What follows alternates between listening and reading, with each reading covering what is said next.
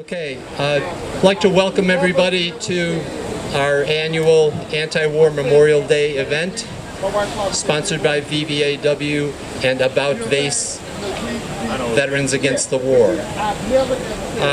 My name is Joe Miller. I work with VVAW. I'm on the National Board of Directors. And I'd like to basically open up with some comments, hopefully, short comments. There's a lot of talk about endless wars, and it certainly seems like that's what we're in. The reality, I think, for me, has been that, and again, I have got one foot in history and one foot in political science, so bear with me. This is the 100th anniversary of the signing of the Treaty of Versailles, which was supposed to be the treaty that ended the war that was going to end all wars. How'd that work out for us? One of the things that that treaty did, among many, was to set the stage for a lot of the conflicts that we've been fighting for the past 100 years, from then until now. The Mideast was controlled by the great powers. Colonial peoples were not allowed to gain independence, which they had to fight for over the next 50 or so years. And we've found ourselves embroiled in these things because our leaders told us it was necessary to protect the American way, protect our democratic way of life. What is that democratic way of life, besides sending people off to war every 10 or 15 years? One of the things that we have to realize is that the people who resolved the treaty at Versailles in 1919 are the same people who are still running the system. The dominant powers controlled who won and who lost in that decision. The dominant powers decide today who goes to war and who gets warred upon. So we need to keep that in mind. We've heard a lot of opining about the lack of an anti-war movement in this country. I heard that back in 1990 when we were organizing against the first Gulf War, and then in 2003 with Iraq and Afghanistan. The reality is that a lot of the movements that we see in operation now, environmental movements, social justice movements, social equality and economic equality movements, these are all anti-war movements. That's where the anti-war movement is right now, because wars begin on the basis of those inequalities. If we don't deal with those inequalities, we're going to keep going to war. That's the reality. So I want you to keep that in mind today as you hear the speakers from various walks of life today, and take a look at the names on the wall over there of the people who died from this area in Vietnam. It's only a small percentage of the numbers of names on the wall in Washington. So think about these things. Keep these things in mind. Whether you go off to have a barbecue after this, or you go off to the beach or whatever, Memorial Day is about memory. It's about remembering those who fell, not only in war, but in the struggles for social justice. That's part of the reality here. So please keep that in mind. Our first speaker is going to be Joan Davis. Joan is a retired teacher from the local area, and she's been a long-time peace and social justice activist. Joan?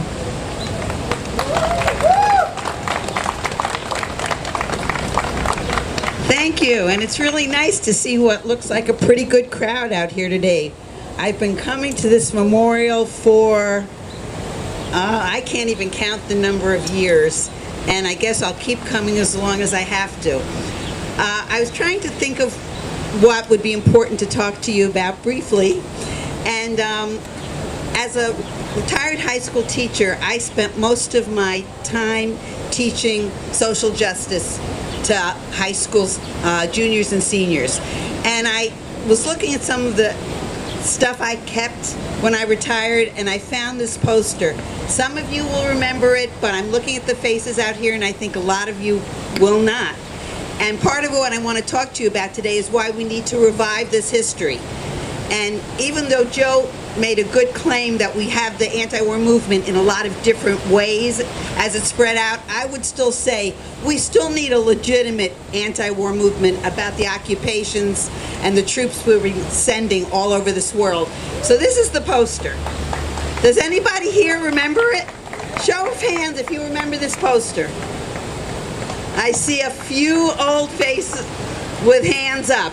This poster was in the New York Times in 1971, and I just want to read a little bit of it. From those far away, it's a casket covered with an American flag, and part of the text reads, "We have seen what the war is doing to our buddies and their families. Over 44,000 have already been killed and another 295,000 wounded. Many us maimed for the rest of our lives." I didn't expect to get emotional over this, but part of my Memorial Day is to my husband, Bill, who's no longer with us, a Vietnam vet, who spent his life when he came back fighting against the Vietnam War as a member of VVAW, and lost his life too early. Hard to know whether that war was part of the conflict, but I'll always believe it was. And many more are being killed and wounded every day. We don't think that it's worth it. We believe that the basic problem of Vietnam are not military, but social, economic, and political. We believe that there is no military solution to the war. We believe that in any case we cannot win the land war in Asia. And we believe that that in this nuclear age, our national security does not require us to win it. Therefore, we believe the best way to support our buddies in Vietnam is to ask that they be brought home now, before anyone else dies in a war that American people do not understand, did not vote for, and do not want. And we think that's worth fighting for. So as we honor the memory of Vietnam, that is a history that needs to be taught. It needs to be taught in our classrooms. It needs to be taught to the young people especially, who probably have a very vague recollection of it. So part of the problem that happened with Vietnam, and one of the good things was in 1973 we passed a War Powers Act that did not allow the president to go to war on his own, thinking that we'd done something that was going to make a difference. But then September 11th came, 2001, and 7 days after that explosion, Congress passed what's called the Authorization for Use of Military Force, giving the president again a blank check to be able to bring troops wherever and whenever he should want to do so. Those who remember Vietnam will remember something called the Gulf of Tonkin Resolution, a blank check that is too reminiscent of what was passed in 2001. And part I want to talk about today is the issue of courage. That resolution in 2001, and many of you are still young here for that to be ancient history, was passed in Congress, and the vote was 420 yes, 1 dissent. Senate, 98 yes, 0 dissent. That's including some of the people running for president now who need to rethink and look at the history that they have. It's not so perfect. The one courageous representative, if anybody remembers, was Barbara Lee of California. She voted no because she basically said, and her words were, a blank check to wage war anywhere in any country and without time limit. She took the heat for that, and she's still taking the heat for it now. But it was the right vote, and we look back and we know it was the right vote. So now we have troops in Afghanistan, Philippines, Georgia, Yemen, Djibouti, Kenya, Ethiopia, Eritrea, Iraq, Somalia. We have troops all over this world, and I don't want to leave on a negative note. I want to leave on a positive note. We now have some wonderful, young, passionate, progressive reps in the House. and they are responsible for stopping the aid to Yemen recently in a vote that would not have happened without them. And I believe that we can use them and their voices to help us get rid of the resolution from 2001. And as for veterans and the role that activists play, we need you to tell your stories. We need you in our classrooms. Nothing was ever more powerful than when veterans came to my classes and they talked about the cost of war. And they talked about what they did and how they're living with. And we know today all the issues that veterans today are suffering with. We need you to tell those stories. You are the activists still today, and do what you can. We know you're still struggling with so many things that the more you can come out and talk to young people, the better. Old veteran anti-war activists, tell your stories. Young people don't know them.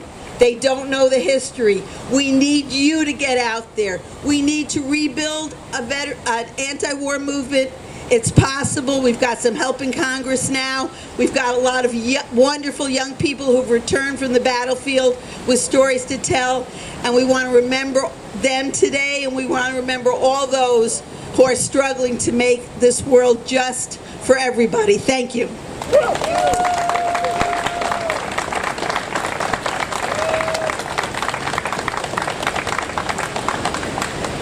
Thank you very much, Joan. And I'm glad you reminded us about Bill. We all miss Bill and his activism and his humor. Next speaker is kind of like a follow-on from what Joan had to say. Aaron Hughes, who's an Iraq War veteran. He's a member of About Face Veterans Against the War, and he's worked in anti-war activism since the Iraq War for many, many years now, and has paid a price for it too. Aaron?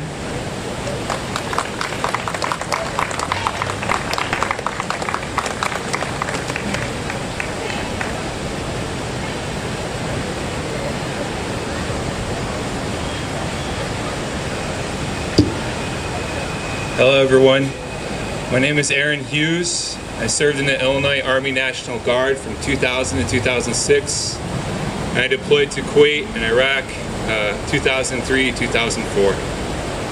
And I brought some notes today. Usually I just speak from my heart, but today I have some things I feel like I really want to share, and I want to make sure I get it right.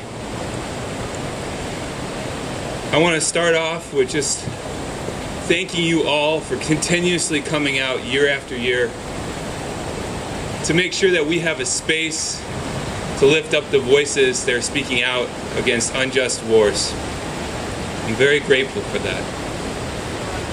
And I want to start with what Joan said, is just taking a moment of silence for all those that we've lost here, abroad, and for all those that are living with the effects of war continuously, across generations.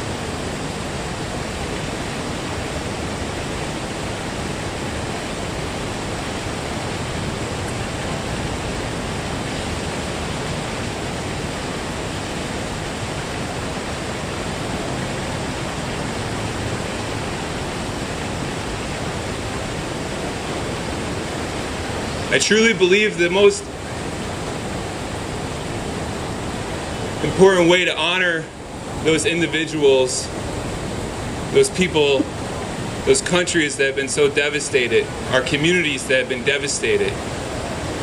As Martin Luther King said, every bomb dropped on Vietnam explodes in our inner cities.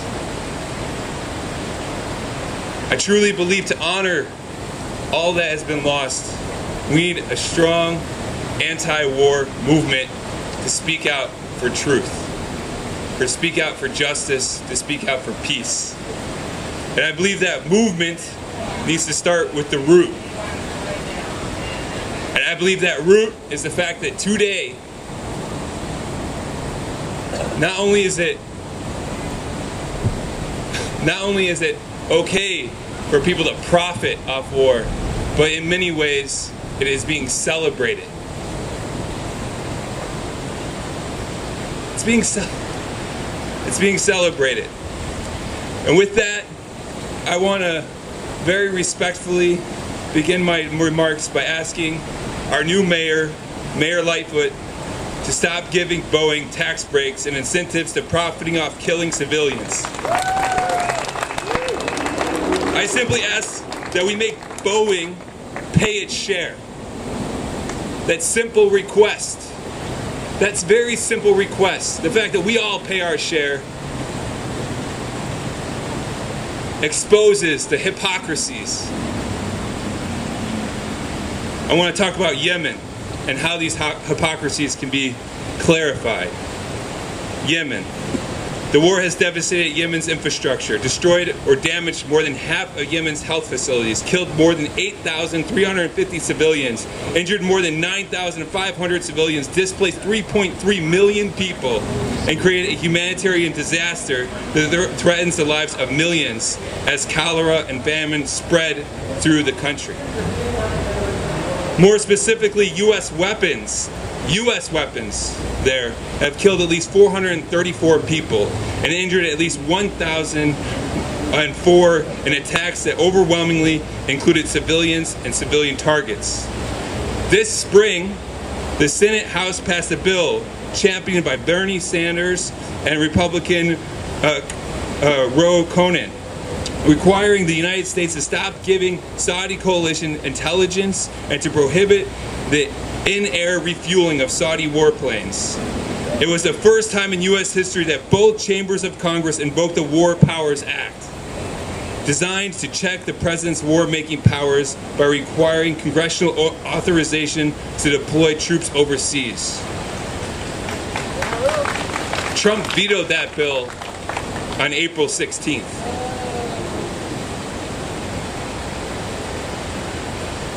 Boeing continues to sell and push to sell more weapons to Saudi Arabia despite it being illegal. According to the Foreign Assistance Act of 1961, the United States may not authorize arms exports to governments that consistently engage in gross violence of international recognized human rights, which is pretty clear how Saudi has continually violated international human rights. 2, the Arms Export Control Act of 1976 that stipulates the export of weapons may only be used for countries' defense. In what way is this a war of defense? During that time, Boeing has been the largest war profiteer. Since the war began, Boeing stocks have more than doubled, from about $150 a share to $360 a share. Doubled. More specifically, it has made $21 billion in weapons sales to Saudi Arabia that included 6,000 guided missiles kits linked to 180 deaths. This has been over the same time that Boeing lied to the public and airlines about safety of their new 737 MAX airplane, and have profited off this V-22 Osprey that has major design flaws, which have been long denied, led to multiple crashes that killed 39 soldiers and Marines. Their vehicles are so faulty that they continually kill the people that we are here to supposedly honor today. I believe we have to honor them. One way of honoring them is by speaking out and exposing this. And not only do they profit off these deaths, they get tax breaks. Over the past decade, Boeing has been given $41 million in tax and other incentives from the state of Illinois and the city of Chicago. This has to stop. It has to stop. Public Jim McGovern, Democrat, Massachusetts, said the bottom line is we know for a fact that they're bombing schools, school buses, bombing weddings, bombing funerals, and innocent people are being murdered. The question now is, are we going to just issue a press release and say we're horrified, or is there going to be consequences? Well, I believe some of those consequences starts with continuously giving them an advantage. And that's why I'm respectfully requesting that our new mayor stands up for peace and justice and stops giving Boeing tax breaks for making Boeing and make Boeing pay its share at a minimum. These weapon manufacturers' lies and greed have driven our foreign policy, and that has to stop. We spent nearly 20 years in Afghanistan. And I remember over that course, almost 20 years, that we continuously heard this rhetoric of, oh, we're there to liberate the women. Despite the fact that in our own military, women face extraordinary gender discrimination. And here at home, women are continuously under attack, as can be seen in Alabama. Women's rights are under attack. So I find it hard to believe that today we're negotiating with the Taliban with no women present.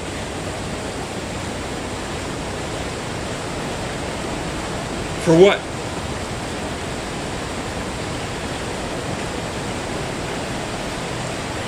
I remember my trip to Afghanistan in 2015 with Voices for Creative Nonviolence. I sat in a small circle having tea with these young peace activists in Afghanistan. And one of them, he just asked me, do the American people really think they're fighting terrorism here? And he asked that because if we actually believed it, if we actually believe we're fighting terrorism abroad, he could forgive us. But the truth is, we know we're not.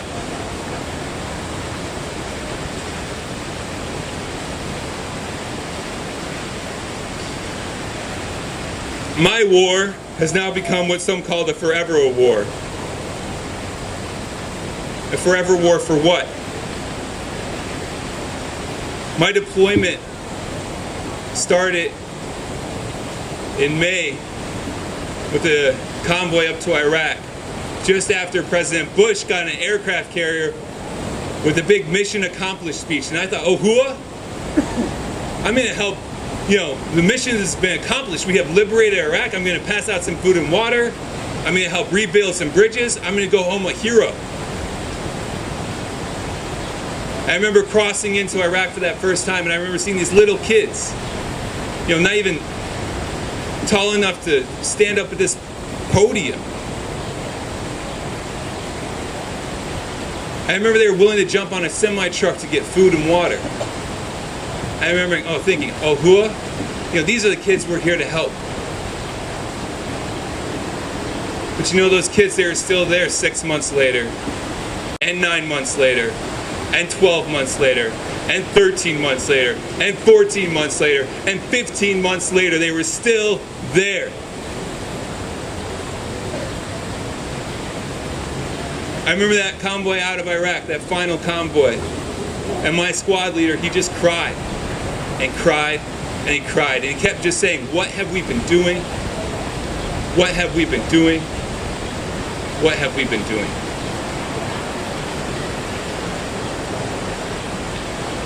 That's the question I ask all of you today. And it's a question that I believe we need to lift up. I often hear that the reason we keep these arms deals going and keep these war going is because it keeps the economy growing.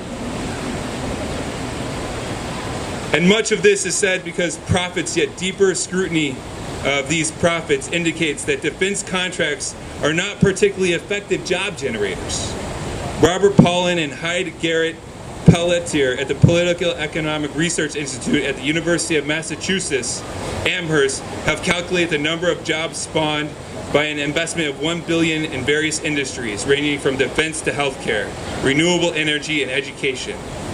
Education came first by wide margins. Education, yet we continue to close schools and divest from our education of our youth. Then came healthcare. Then the education came first, producing 26,700 jobs, followed by healthcare, 17,200 jobs. Defense generated only 11,200 jobs, ranked last of all of these different sectors. So even that is based on lies. So let's stop investing in war and military contracts and instead invest in our future. Let us make a new deal with ourselves and with the earth we live in. Let us invest and strive for a Green New Deal, and let us start that right here with challenging our own city by giving tax breaks to one of the war profiteers. Let's invest in the people and environment of this great city, not weapon manufacturers that make weapons that kill civilians and make faulty airlines planes that kill civilians. So let's make sure we prevent future wars with Iran and Venezuela, and by taking our massive profits, by taking out the massive profit motive. And let's start an effort right here in Chicago. Mayor Lightfoot, please stop giving Boeing tax breaks. Make Boeing pay its share. Thank you.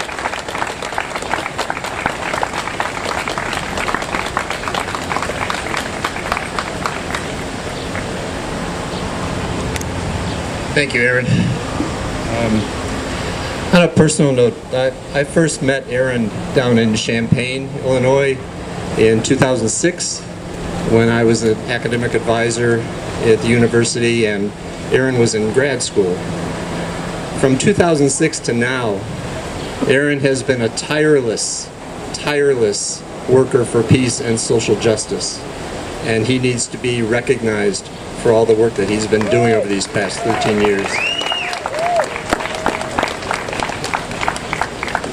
Our next speaker is Adelina Marshall with National Nurses United. Adelina has spoken for us before, and there's always something new to report, good and bad. Adelina, please.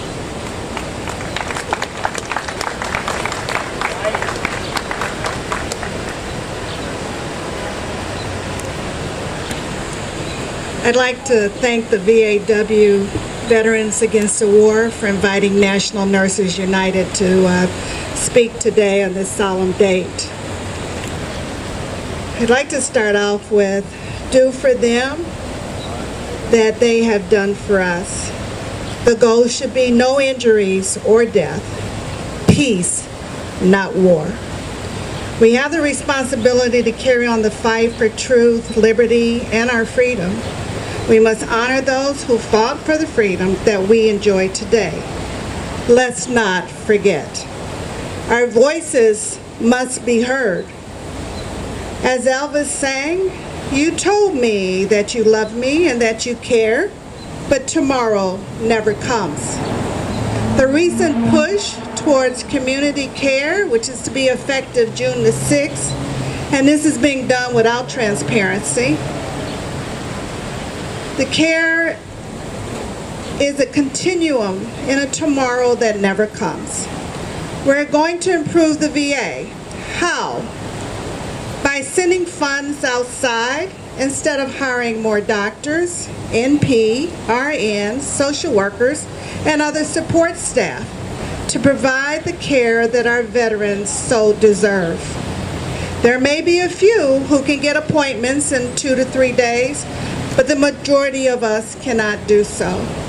However, at the VA, you can walk in at any time. Don't be fooled. This is a bait and switch. Our veterans will be exposed to Texas health system that is going to shut down for financial troubles. CHS to close 2 hospitals. Ohio Hospital to close after 105 years. How about Zuckerberg Hospital, which is an out-of-network with all private insurers, leaving patients with massive bills? Hedge fund managers predict CHS will go bankrupt. South Carolina Hospital closes after 63 years. Kansas Hospital abruptly closes. 4 hospitals in Oklahoma and Tennessee miss payroll. Washington Health System files for bankruptcy and cite issues with revenue cycle vendors. Pennsylvania hospital closures will result in 505 layoffs. Where in the community the veterans will be supported other than how we support our vets in the VA healthcare system? That will happen Say you love me, or say you care. Fight for the VA healthcare system. Don't allow them to silence the voices of the RNs as advocates for our veterans.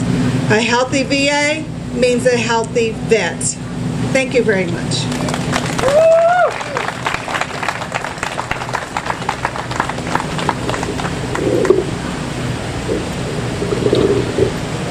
Well, the media is starting to run away. Our next speaker, we've got two more speakers. Our next speaker is Roberto Clack with the Warehouse Workers for Justice. Roberto has worked with the anti-war veterans for some time now, and we're happy to have him with us today. Roberto.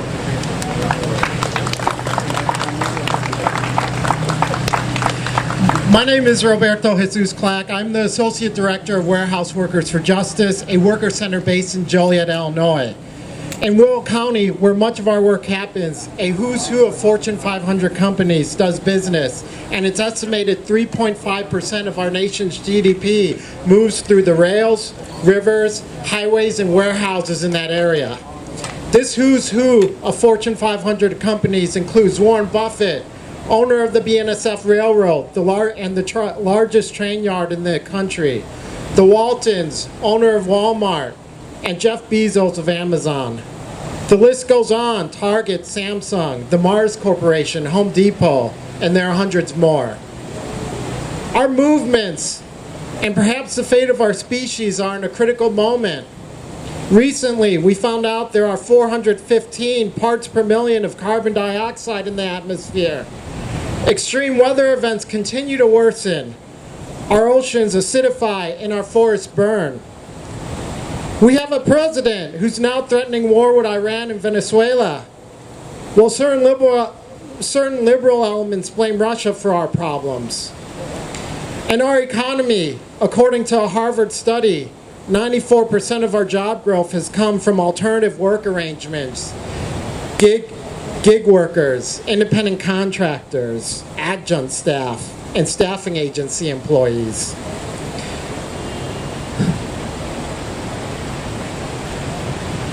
In Will County, staffing agency employees make up 63% of warehouse workforce where we organize in Will County. In Chicago, 1 out of 3 workers is now a contingent worker. No workers' comp, no sick days or vacation days, no pension, and mostly uninsured. We also know that in Will County, whether it's coal that kills our planets, or munitions that kill people, or economic policies that shorten our lives, as long as the rails and the warehouse are turning profits, the Bezos, Buffetts, and Waltons of the world simply say, keep it going. We don't need a change. These are daunting times with complex problems. But I think of the words of Ursula Le Guin towards the end of her life. We live in capitalism. Its powers seem inescapable. So did the divine rights of kings. Any human power can be resisted and changed by human beings. Resistance and change often begin in art, and very often in our art, the art of words. Le Guin was right. We, the people, can use our imagination and our capacity to create art to change our human institutions. If we are determined and organized, we can create a world without war, a world where we care for our natural environment and the species within it. We can create economies without economic exploitation and a society that values racial, gender, and human justice. While we can accomplish all this, we will have to be determined. We will have to grow and gain skills, and we will have to become the best versions of ourselves.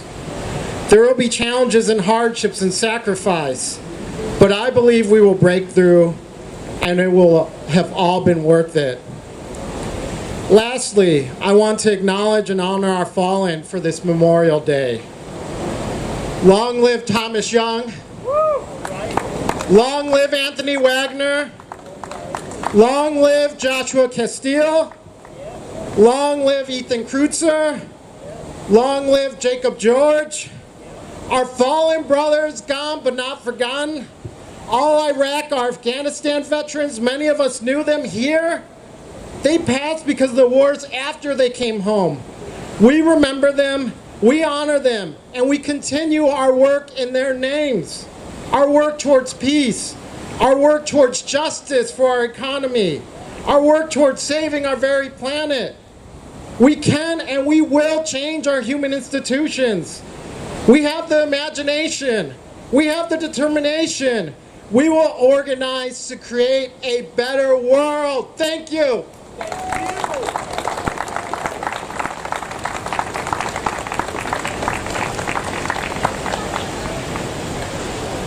Okay, our next speaker is Sarah Lazare from In These Times. Sarah wants to give us an update on the situation in Yemen. Sarah.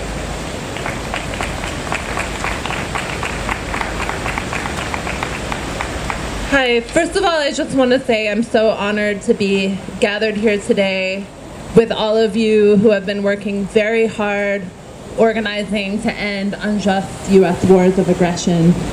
I want to talk about Yemen.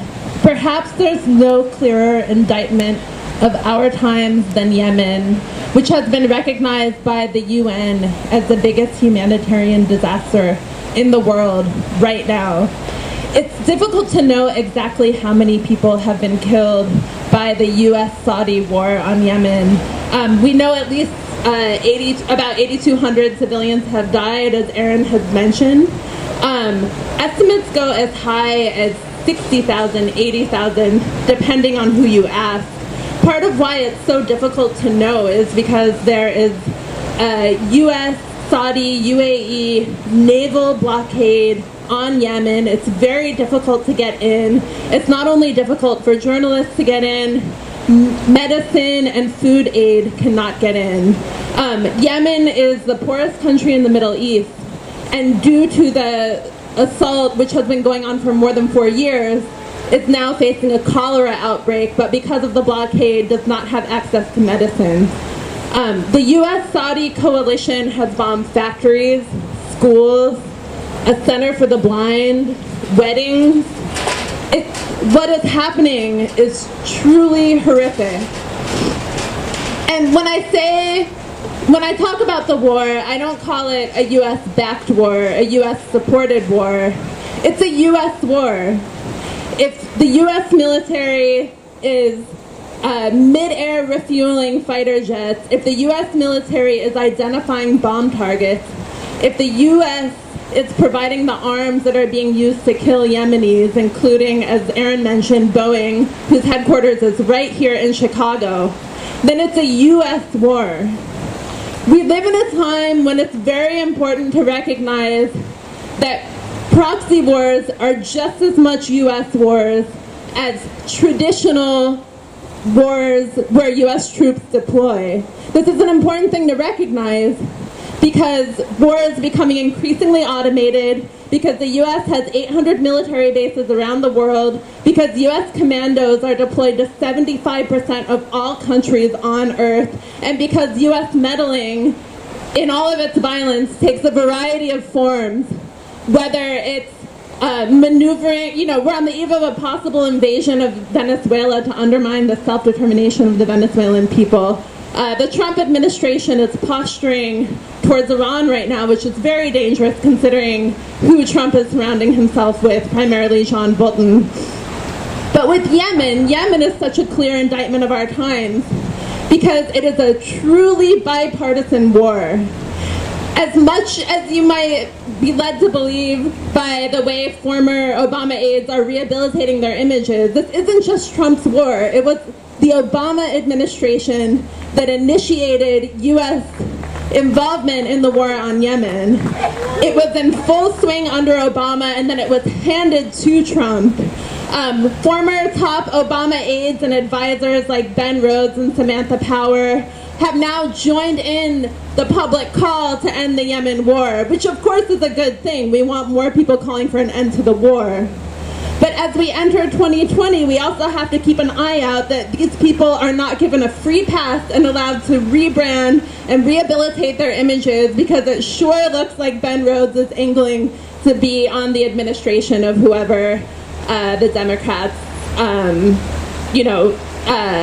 whoever the Democrats decide will be their candidate.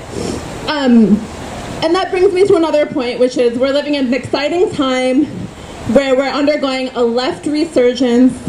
There are all sorts of exciting left ideas that are now on the national stage.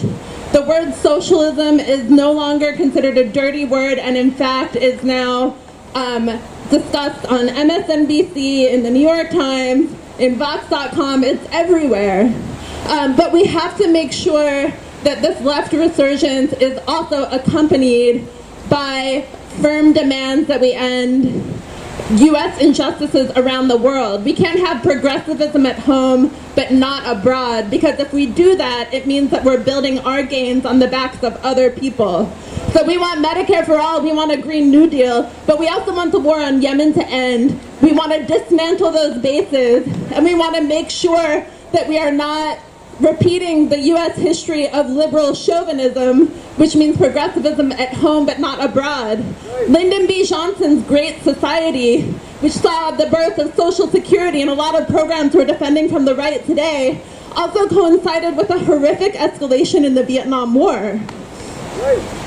So we need to make sure that we are building movements that are strongly demanding no unjust U.S. wars, so that we can have momentum behind that too.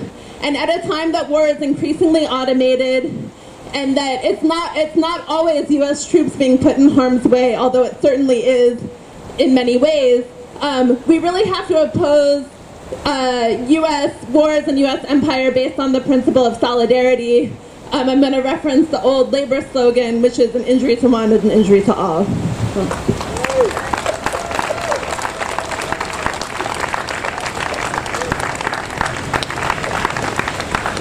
Thank you, Sarah. I'm going to ask Barry Romo to come up and kind of give us the final words. We will be passing out flowers, and so people can take the flowers and drop them in the river as part of the memorial to whoever they want to remember. And one person I want to raise as far as memory goes, and Barry's going to talk much more about this. We recently lost Maud DeVictor. Maud was one of those tireless VA activists who had helped expose Agent Orange, and she passed away just recently. I'm going to turn it over to Barry to let him talk more on that and give us some final words. Barry.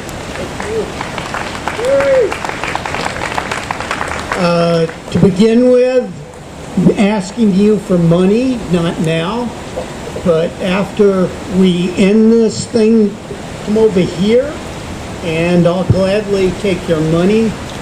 We don't get any big grants. I wish we did. And it's important so things like this can happen. And they will.